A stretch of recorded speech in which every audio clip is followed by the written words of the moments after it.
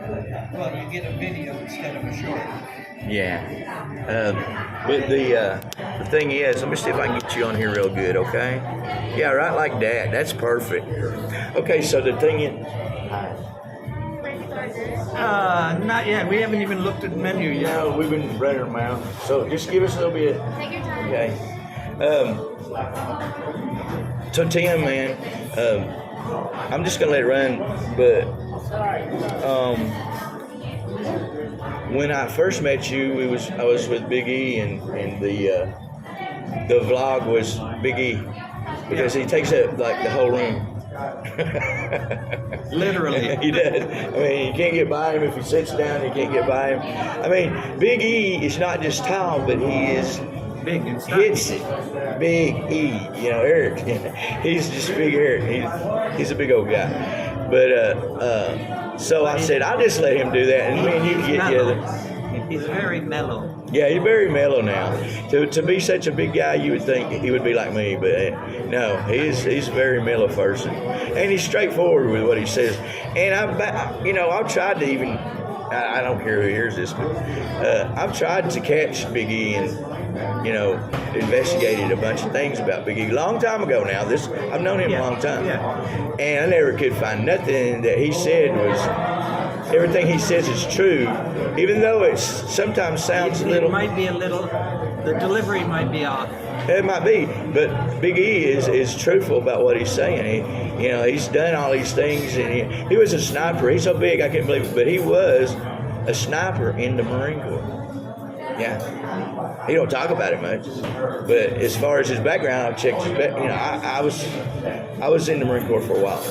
And yeah, I checked his background, and yeah, he was here when I was here in 1988, 87. Wow. Yeah, 89, 88, 89. 89, 88 and 89, that's when he was here. Doing missions for, Cold War. For the Marine Corps, of course. But the Special Forces and stuff. Yeah. But I was very here, little records. When I was here, I was just the combat engineer until they put me on the gate, and then I was sergeant of guard.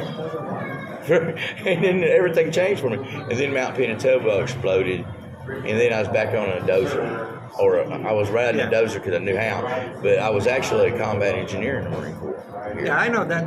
You just want to sit here so you can watch the pretty ladies all day. Yeah, don't say that in front of my wife. She's going to see it. No, it's okay. She knows she knows you're joking with us. But yeah, pretty. Let's put it this way. Just because she don't mind me looking. Just because you're on a diet doesn't mean you can't look at the menu. That's right. You just can't order. I can't order anything. You can't order dessert. So yeah, no happy endings dessert. But yeah, Betty's great though about that stuff. She's not like a lot of Filipinos are jealous. She even looked the wrong way at one of them. And well, you like her? You go with her? You notice that? It's like my girlfriend was visiting. Not my current girlfriend, but couple girlfriends before that. She was visiting. No, she was living with me.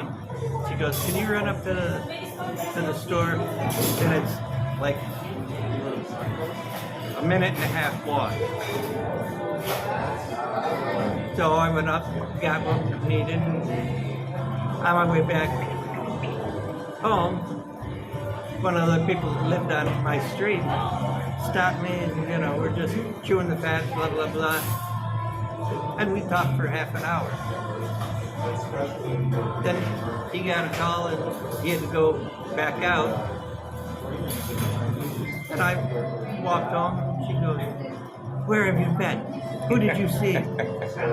Yeah, that's a normal occurrence, right? Most Filipino girls are jealous because they're insecure. Well, they don't want somebody else stealing their. Right, they're thinking anybody could walk in and they're insecure about themselves. So if they do less of that and be more secure about themselves and your relationship, you'd have a fantastic relationship. Now, my current girlfriend, she doesn't care. Yeah, it says it. You think, man, well, wait a minute, she don't care now. But she doesn't want to go out. Yeah, yes. It's like, oh, what are you doing for Thanksgiving? Me? Yeah. Oh, we haven't.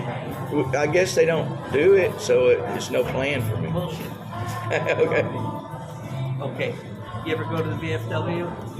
Is it just a restaurant or the real VFW? It's a real VFW. Okay, well, see, I'm allowed there because I'm veteran 4 more, so. But they allow anybody in to the restaurant. Okay. And you have to pre-order it. You have to get your tickets in advance. Okay. They won't have the tickets until after the 11th. Okay, the 11th's when I come back. Next Friday's 11th. See, they will, but I don't think they'll have the tickets on the 11th until really? the 12th. Because Well, how much is the tickets for their dinner? $5.50. Well, I could leave that with you, and you could get me one or two. I could leave you enough for me and her. Well, but and normally they put on, well, it's a turkey dinner. Bunch of vets. Well, No. I didn't. You're sitting at your own table. Okay. You don't really talk to anybody. But it's a good turkey dinner. Yeah. Sounds good. I'm I game. mean, I go there. Well, I sent Nelson down. He will probably get my tickets after the 11th. Yeah. I'll have him get 2 tickets, and I will request takeout. Because honestly, I can't sit in those chairs. Yeah. But for $5.50, it's worth. Well, it's 550 pesos. Oh, 550 pesos. Okay. So it's closer to $10. $11. $11. But it's full meal, turkey, mashed potatoes. Well, they just put you in a styrofoam thing for a takeout?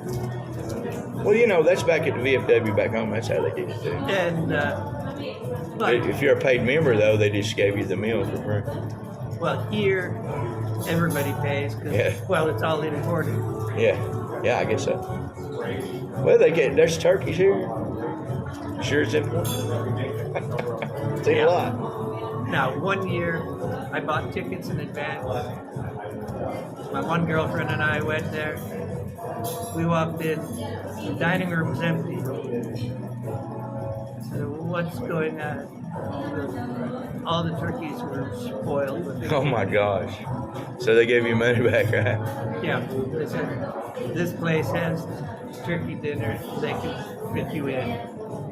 That was the worst meal I ever had. That was worse than what I would have made.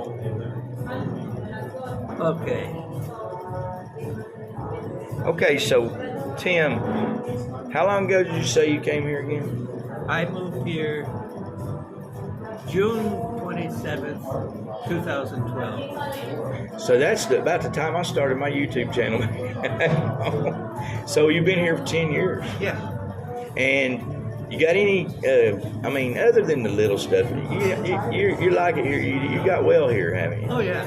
I mean, you were in pretty bad shape when you came in. I was. And now you're a lot better than you was. Oh, much better. And feel better. Yeah. Able to do more. Not really. Just Not because of the back, but the back is starting to... you're not laying in the bed all the time. No. Yeah. Because you probably were when you got here a lot. Just getting used to this.